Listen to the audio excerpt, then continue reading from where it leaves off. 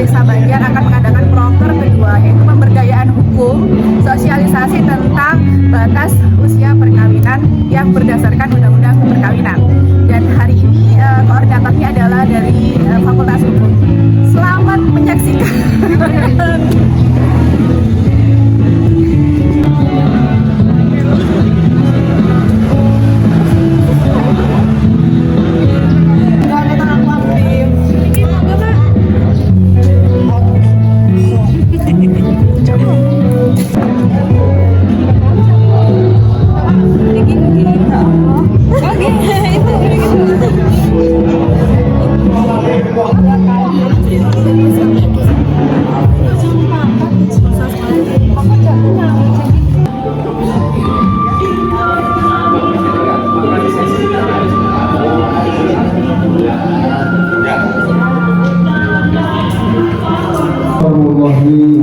Waalaikumsalam warahmatullahi wabarakatuh. Selamat pagi, shalom, alhamdulillah, selamat menjalankan Rahayu Merdeka. Merdeka.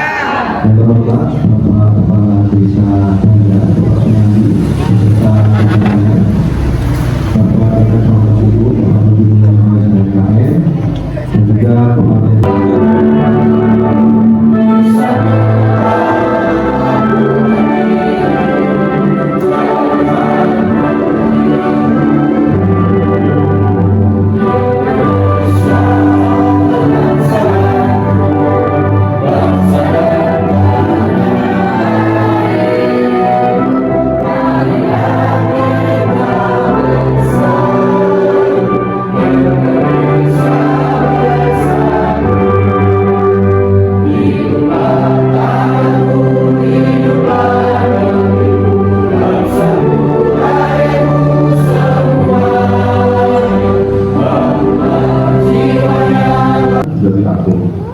mungkin ada undang-undang 12 undang-undang 19 tahun 2013. Jadi batas usia pernikahan itu umurnya berapa itu sudah diatur.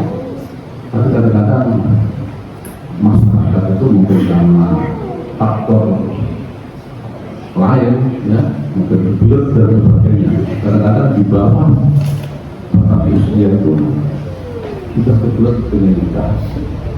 Makanya ini perlu pemahaman, perlu diserahkan yang hadir, ya. Nanti yang hadir ini nanti bisa disampaikan, disosialisasikan kepada tetangga, ya. Oh, ini mungkin ada warga tetangganya. Ini saya nikahkan, bukan saya kawinkan. Pernah ada yang tanya begitu kepada gurunya, Pak, saya nikahkan kok, bukan saya kawinkan. Nah, dalam bahasa ini, dalam bahasa tadi, bahasa Indonesia tidak bisa diartikan dalam bahasa itu tidak bisa diartikan dalam bahasa Indonesia. Ketika kita dalam bahasa istilah kawin itu sudah include Indonesia, makanya undang-undangnya dalam perkawinan. Nah, kembali lagi, menikah apakah berdasarkan siap atau berani, Bapak Ibu? Makanya tadi ibu pertanyaan, terpaksa atau tidak terpaksa?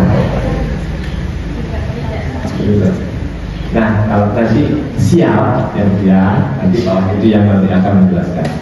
Siap itu siap mental, kan itu siap umurnya, siap pendidikannya, ya, siap lingkungan, siap modalnya lah ya kan. Ya bukan karena sekarang ini menikah itu ada yang tadi tidak sengaja.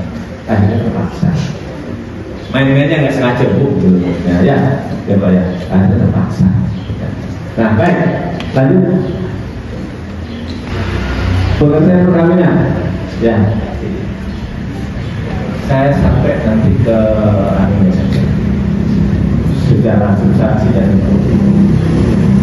Jadi Bapak Ibu menikahkan anak kita, mengangkat anak kita itu jangan karena siap, jangan karena berani.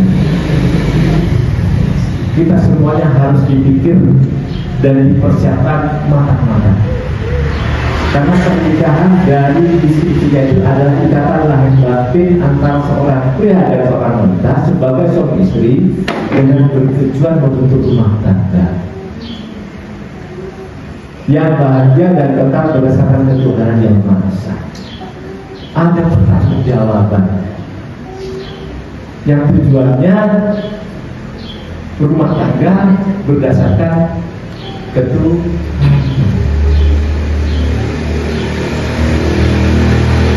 Berumah tangga memang berubah, ya kan? Ngomongin banyak. Kalau yang gampang itu rumah tangga, yang rumah tangga.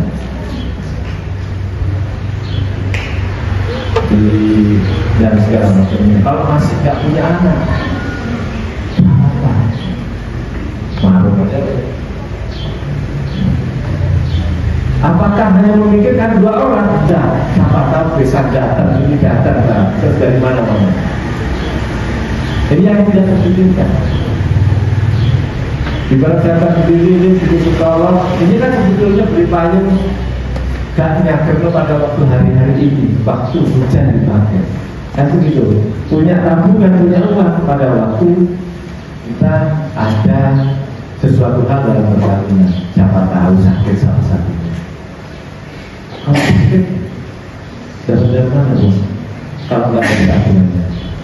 Gitu ya. Jadi ini adalah dari Undang-Undang Nomor 1 Tahun 2004. Lanjut.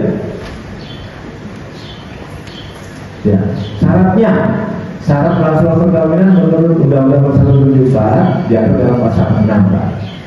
Ya, harus ada mempelai. Mempelainya ini saya singkat saja. Mempelainya harus lawan ada laki-laki dan ada perempuan. Lain-lainnya Cina sudah tahu. Dapat di Indonesia tidak boleh laki-laki sama laki-laki. Tidak boleh menurut undang-undang. Kenyataannya di lapangan saja. Di Banyuwangi sekarang sudah, mungkin dengan yang tahu tentang LGBT, di Banyuwangi sudah sekarang banyak. Lihat saja orang-orang kalau sudah laki-laki tangannya melambai. Ini sudah arahnya ke sana. Dan saya tidak memponis ya, tidak menjudge atau tidak memutus, tidak sudut ya. Tapi sekarang di Banyuwangi yang dengan kurang tidak di kota, tidak terselubung. Misalnya,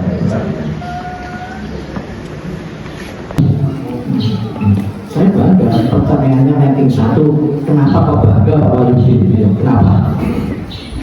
Ranking 1 di Jawa Timur. Kenapa? Kok malah saya bangga?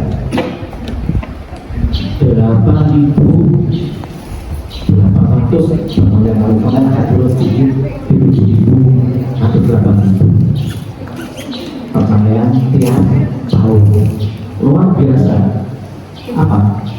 Ada bagi pengacara.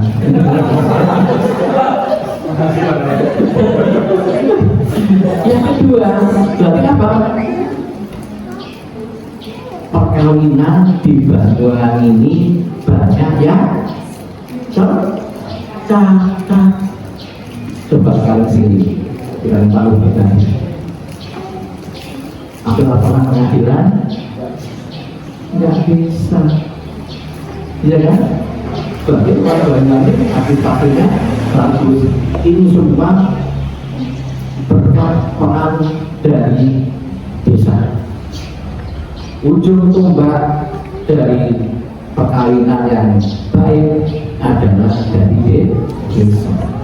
Coba desa Nongkrong tentang sunting mereka berdua tanpa ikatan perkawinan. Pak Lurah mesti izin Pak Lurah. Pak Lurah oke Pak Lurah, iya kan? Iya. Maka saya katakan bahwa itu adalah berkat apa? Kesigapan dari aparat desa. Laki-lakinya 19 tahun, ya itu, ya. Kemudian di tahun berikutnya ada 2019 dipandang kok cicil itu 16 tahun, ya akhirnya dinaikkan sama-sama tahun untuk wanita, ya, bulannya harus usia 19 tahun. Tapi faktanya di sidang 5 di Pengadilan Agama Banyuwangi itu selalu ada yang sidang ya Bang. Berarti banyak anak kecil yang nikah, ya. Itu karena Pak ini dari karena itu mau tidak melihat dampaknya, ya. Jadi mereka bisa mengajukan ke pengadilan yang namanya dispensasi, ya, atau isoyo ojo, ya. Kasih tadi itu yang baik. Saya mau mahasiswa Pak, saya mahasiswa Fakultas Hukum, beliau ini di dosen saya di Fakultas Hukum Unpad Banyuwangi. Dan next selanjutnya, apa sih Puspaga itu? Puspaga adalah Pusat Pembelajaran Keluarga. Jadi Puspaga ini salah satu program dari Kementerian PPA yang langsung diturunkan ke pemerintah daerah. Dalam hal ini adalah dinas sosial. Tujuannya apa sih Puspaga? Preventif itu adalah pencegahan Pak. Jadi kami di Puspaga itu adalah amanat undang-undang tentang perlindungan anak dan undang-undang pemerintah daerah. Jadi sedikit saya menjelaskan di sini adalah tentang hak anak. Apa aja sih hak anak? Jadi ada 5 klaster hak anak atau 24 indikator kabupaten kota layak anak. Jadi mungkin nanti bisa dibaca-baca sendiri. Dan selanjutnya nanti saya mungkin akan turun ke organisasi-organisasi masyarakat, ibu-ibu, terutama PKK, Posyandu, Swalayan, Muslimat, agar nanti juga bisa disosialisasikan lebih lanjut. Selanjutnya.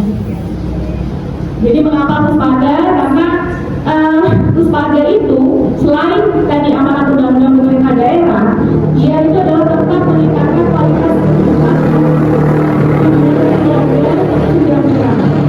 Itu yang pertama. Kedua, peningkatan kapasitas orang tua sehingga bertanggung jawab pada anak. Tadi sudah panjang lebar dijelaskan oleh Pak Wahyudi bagaimana batas usia kawin. Jangan hanya kebelet katanya Pak Kepala Desanya tadi, tapi harus siap bahwa sebenarnya kenapa usia perkawinan itu dibatasi sih gitu. Tadi kan sudah dijelaskan panjang lebar. Jadi harapannya dengan adanya pusat pembelajaran keluarga, masyarakat itu bisa menekan untuk usia perkawinan anak-anak, gitu ya Pak ya. Selanjutnya mengasuh melindungi anak, kasih sayang, kecelakaan dan lain sebagainya. Selanjutnya. Nah, ini prinsip dasar layanan Puspaga. Yang pertama adalah non-diskriminasi. Artinya non-diskriminasi ini nggak ada pembeda-bedaan Pak.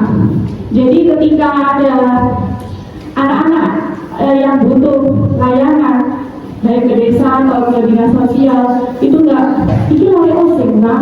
Ini bagi anak dan keluarga. Yang ketiga, hak hidup, kelangsungan hidup dan perkembangan.